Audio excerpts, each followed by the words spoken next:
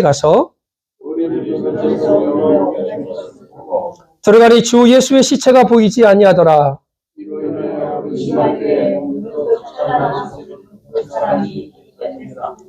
여자들이 두려워 얼굴을 땅에 대니 두 사람이 이르되 어찌하여 살아있는 자를 죽은 자 가운데서 찾느냐?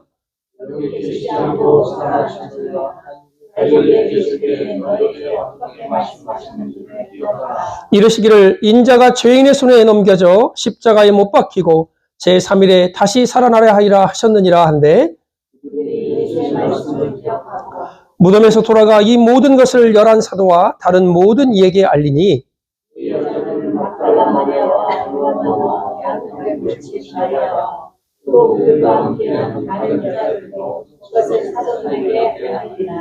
사도들은 그들의 말이 허탄한 듯이 들려 믿지 아니하나 무덤에 달려가서 구부려 들여다보니 세마포만 보이는지라 그 된 일을 놀랍게 여기며 집으로 돌아가니라.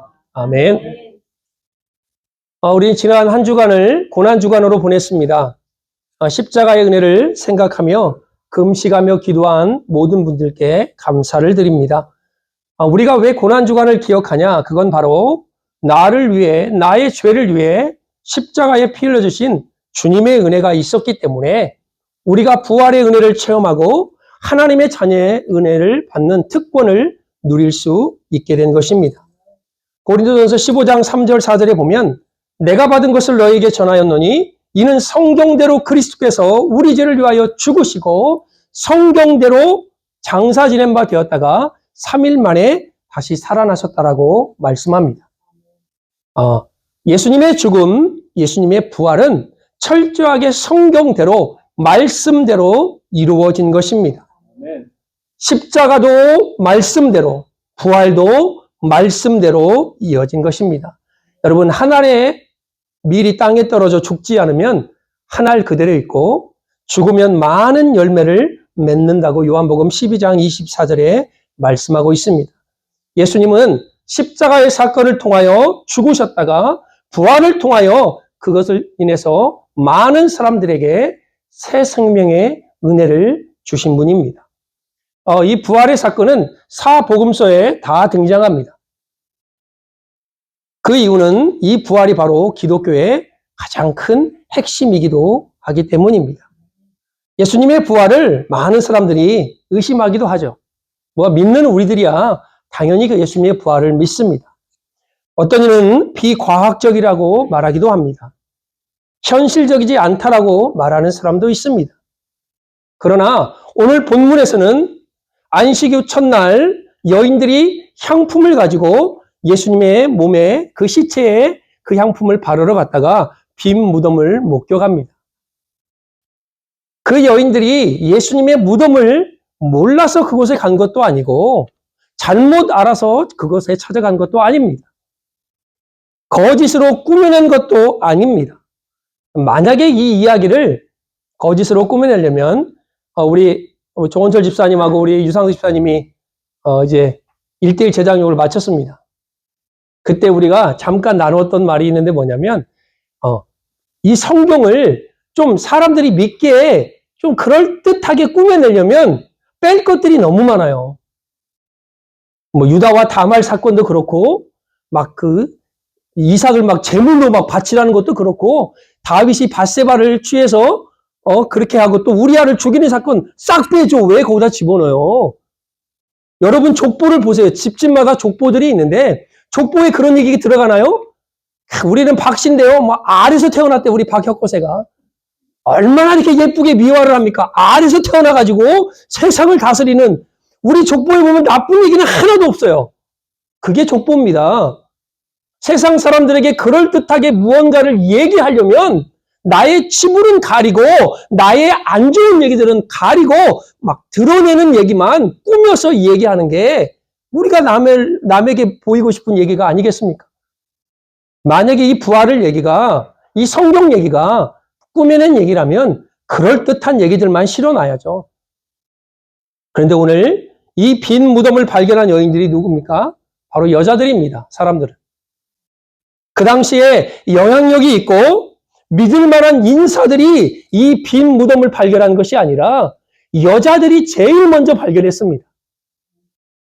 당시에 아무런 힘도 없고 법정에서는 증인으로 채택되지 못했던 그 여인들의 입을 통하여 예수의 빈 무덤을 증거하게 하십니다.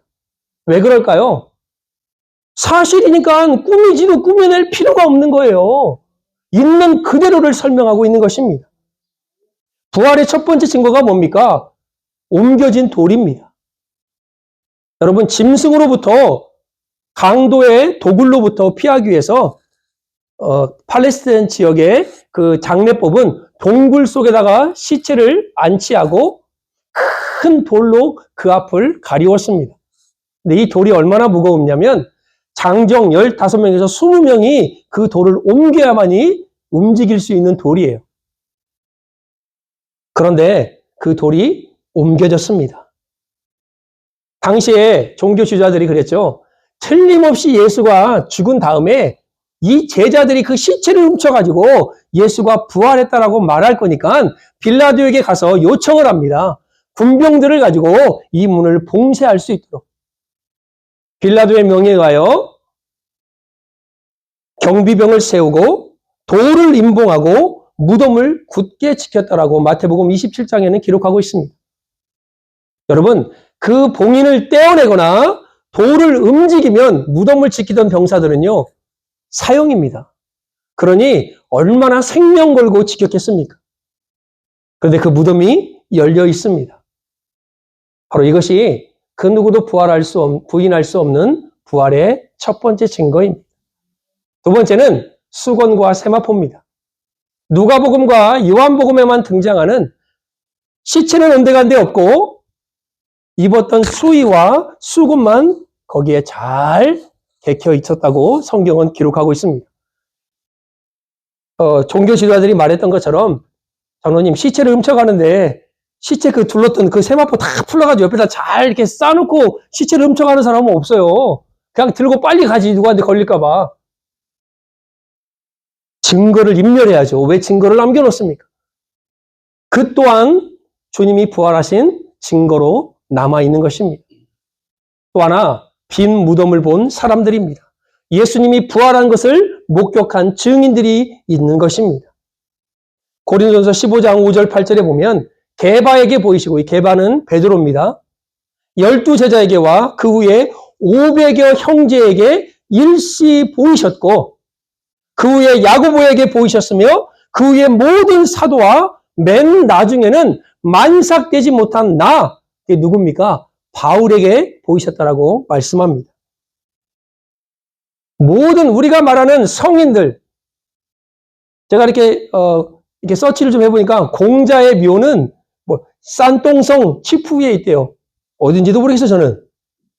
석가모니의 유해는요, 그가 불에 태워진 그 사리를 8조각으로 나눠서 나라마다 보냈대요, 8나라에. 그 나라 중에 한 나라가 우리나라래요.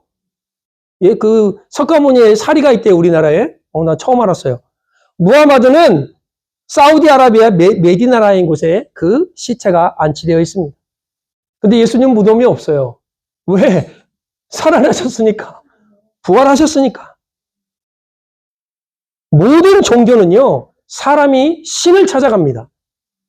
그래서 진리를 찾고, 하나님이라는 신을 찾고, 고민합니다. 그리고 그들이 내린 결론은 뭐냐? 모르겠다. 모르겠다는 거예요. 알 수 없다라는 거예요. 그러나 우리 지난주에 말씀드렸죠. 예수님이 뭐라고 합니까? 내가 곧 길이요 진리요 생명이니 나로 말미암지 않고는 아버지께로 올 자가 없다라고 말씀합니다.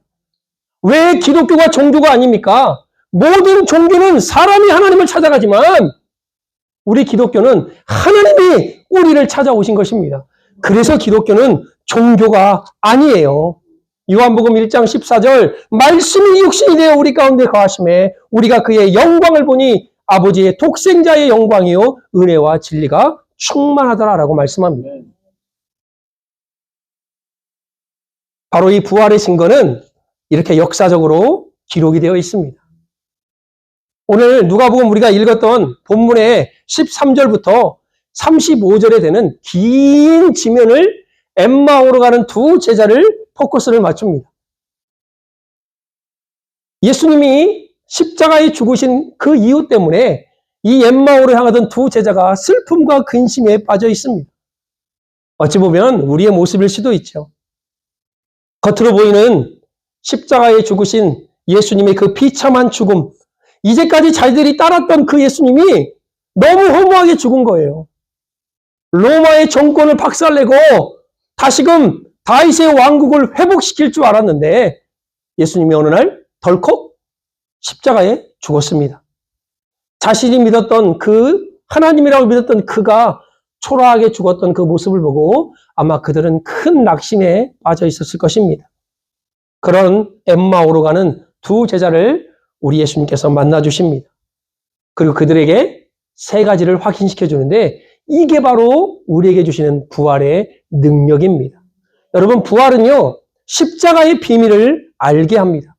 오늘 읽질 않았지만 본문에 보면 25절, 26절에 보면 미련하고 선지자들의 말한 모든 것을 마음에 더듬 있는 자들이여 그리스도가 이런 고난을 받고 자기의 영광에 들어가야 할 것이 아니냐 하시고 뭡니까? 예수님께서 틈만 나면 가르쳤던 거 뭐냐? 내가 죽는다는 거예요.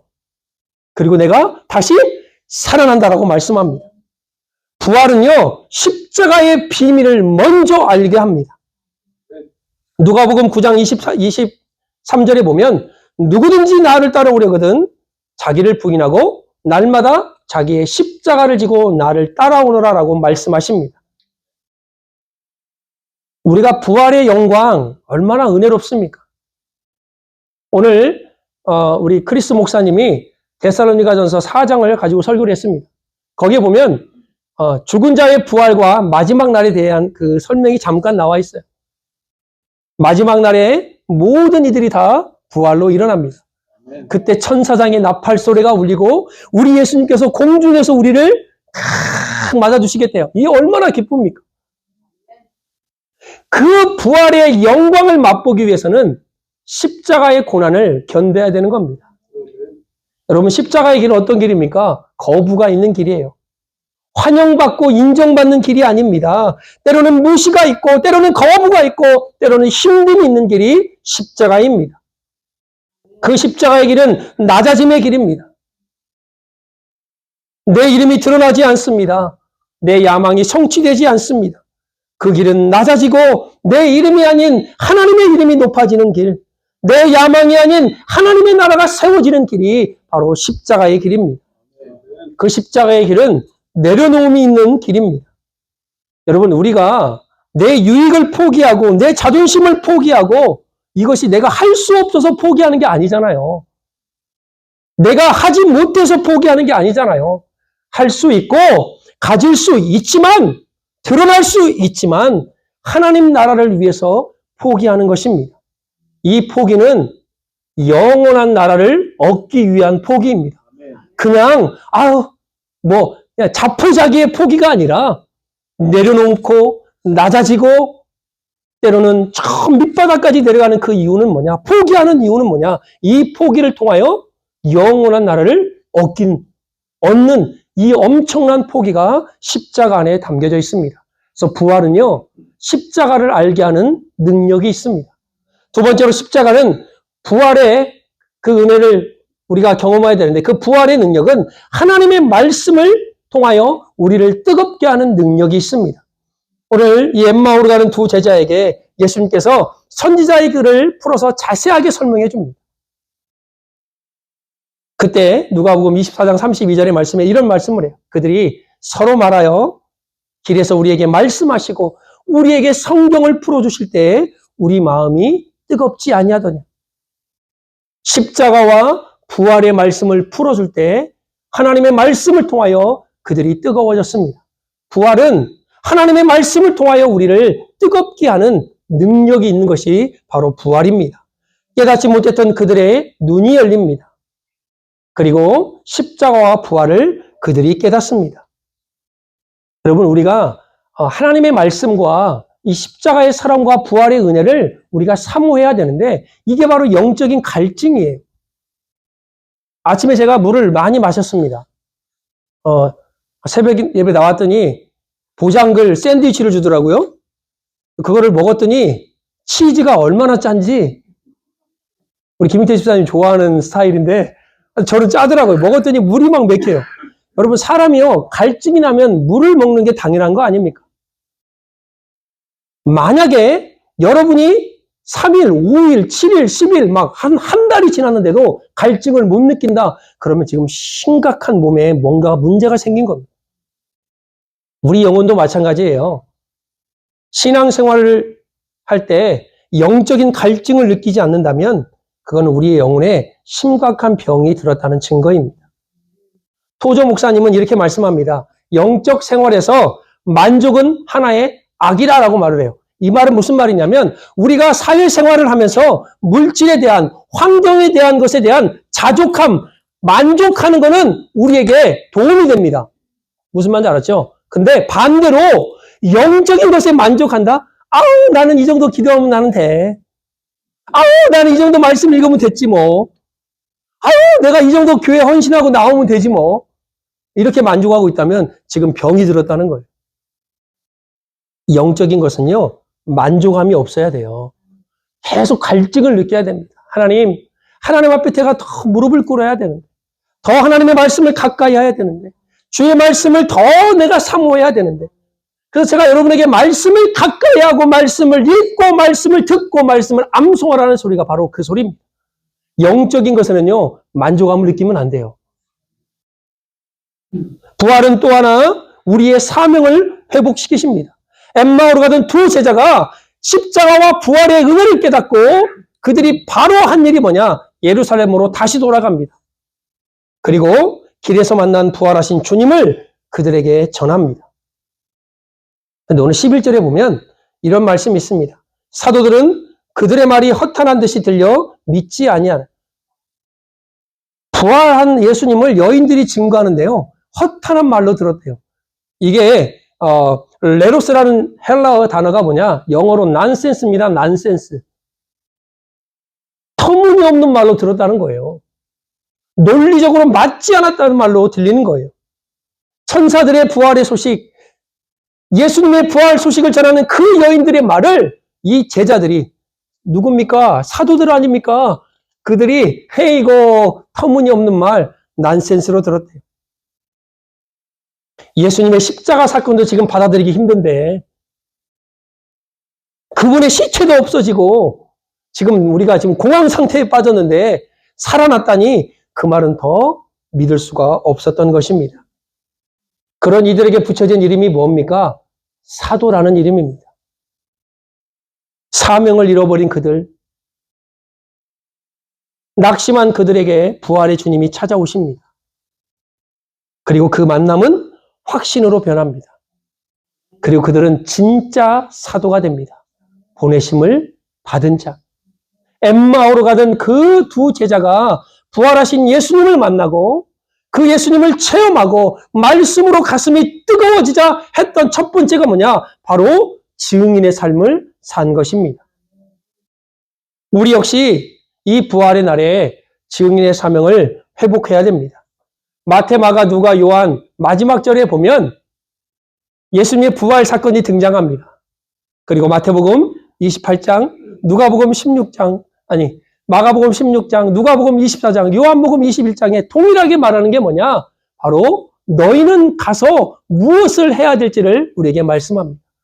하늘과 땅의 모든 권세를 내게 주셨으니 그러므로 너희는 가서 모든 족속으로 제자를 삼아 아버지와 아들과 성령의 이름으로 세례를 주고 내가 너에게 분부한 모든 것을 가르쳐 지키게 하라. 볼지어다 내가 세상 끝날까지 너희와 항상 함께 있으리라 말씀합니다. 마가복음은 온 천하에 다니며 만민에게 복음을 전하래요. 저희가 믿고 세례를 받으면 구원을 얻을 것이요 믿지 아니하면 정죄를 받으리라 말씀합니다. 믿는 자들에게는 이런 표적이 있다려니 저희가 내 이름으로 세례를 주고 귀신을 쫓아내며 방언을 말하며 무슨 독을 마셔도 해를 받지 아니하고 병든 자에게 손을 얹은즉 나으니라. 누가복음에는요 그의 이름으로 죄 사함을 받게 하는 회개가 예루살렘부터 시작돼서 모든 민족에게 전파될 것인데 이 일에 너희가 증인이라 말씀합니다. 요한복음은 베드로에게 이런 사명을 주시죠. 내 양을 먹이고 내 양을 치라 말씀합니다. 여인들이 빈 무덤을 보고 예수님의 부활을 알렸지만 제자들은 허탄한 이야기로 들었습니다. 논리적으로 맞지 않고 이치적으로 맞지 않는다고 그들은 판단했습니다. 하물며 이 세상은 어떻겠습니까? 우리가 부활하신 예수님을 전할 때 세상 또한 이러한 반응으로 우리에게 다가올 것입니다. 그러나 우리는 믿음을 가지고 하나님의 말씀으로 다가서야 됩니다.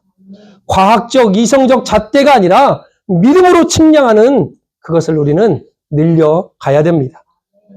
제가 부끄러운 고백이지만 얼마 전 우리 평권사님이 사고를 당하셨죠. 저는 진짜 하늘이 무너지는 줄 알았어요.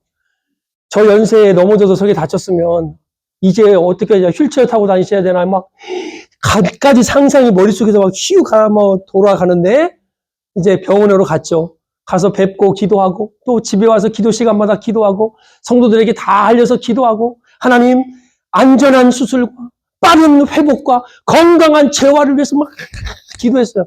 그런데 한 3주가 지난다? 지금 병을 짓고 오시는 거예요.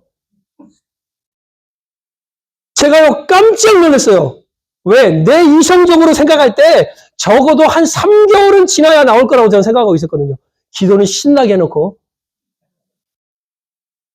아주 그냥 막 세상 없는 믿음으로 기도해놓고 당사자를 보는데 제가 뭐라고 한 줄 알아요? 권사님 어떡해요? 제가 그렇게 물었어요. 권사님 뭐라고 한 줄 알아요? 목사님과 성도들이 기도했잖아요. 이렇게 해요. 제가 머리를 아주 꽉 맞았어요. 권사님께도 죄송하지만 하나님께 얼마나 죄송한지 이게 내 믿음이에요. 이게 내 믿음. 부활하신 주님을 전하는데도 허탄한 얘기로 난센스로 들어요. 야, 이놈 미쳤지 않냐? 말 같은 소리를 해요. 어떻게 죽은 사람이 살아나?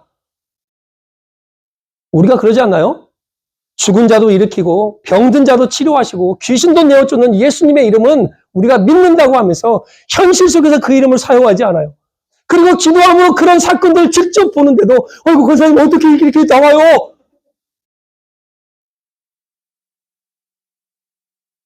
그때 이렇게 고백해야죠. 하나님이 하셨군요. 할렐루야! 주님께서 하셨습니다라는 고백을 우리가 내놓아야 되는데 권사님 어떡해요? 그러니까 내 이성적으로요, 이게 지금 안 믿겨지는 거예요. 왜? 어르신이 노인네가 여기 어디야 여기 이 부분이 나가가지고 수술을 했는데 3주 만에 지팡이 들고 여기 들어오니 내가 깜짝 놀라지 않겠어요? 우리의 믿음을 가지고 이제는 하나님의 말씀을 자꾸 이렇게 재지 마세요. 그냥 믿으면 믿어야 되는데 이성적으로 과학적으로 먼저 생각을 하는 게 우리 사람의 심리입니다. 하나님이 하셨습니다. 주님께서 하셨습니다. 이런 고백이 우리 안에 흘러져 나오기를 주의 이름으로 축복합니다. 예수님은 제자들에게 중요한 시기 때마다 십자가와 부활을 말씀하셨습니다. 그런데 정작 십자가의 사건 때는요, 제자들이 다 도망갔어요.